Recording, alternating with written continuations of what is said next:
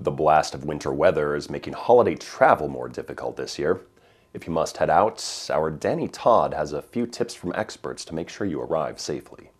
Traveling during the holiday season can already be quite the challenge. Add in extreme cold weather and possible precipitation, and that might just make the recipe for disaster. Twin States News speaks with Chief Deputy Ward Calhoun of the Lauderdale County Sheriff's Department for advice to help our viewers prepare for this upcoming challenge. As we move into this hard freeze warning, would remind individuals that are going to be out in our community, especially in cars, if you're planning on traveling, to be thinking about especially bridges, looking at the latest forecast.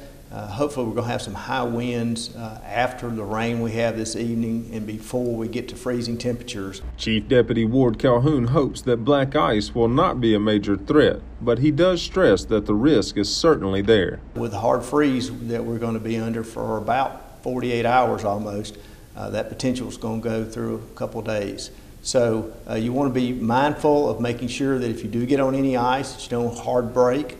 Remember, if you're crossing over a bridge, you just get off of the accelerator and do not brake. That's where your problem's going to be if you're on ice. Calhoun added to be prepared for any trip you'll be taking these next few days. Sometimes people don't think to charge their cell phones after a certain time of the day or on short trips. But in this weather, he advises it's a good idea to make sure your cell phone is fully charged. Especially if you're going to be traveling north, going out of our community over the next several days, you want to think about making sure you have something to eat in your car, water. I would suggest that you stop frequently and make sure that you have fuel in the event that you get have a breakdown or you end up in some type of incident on an interstate where you're sitting for a long period of time.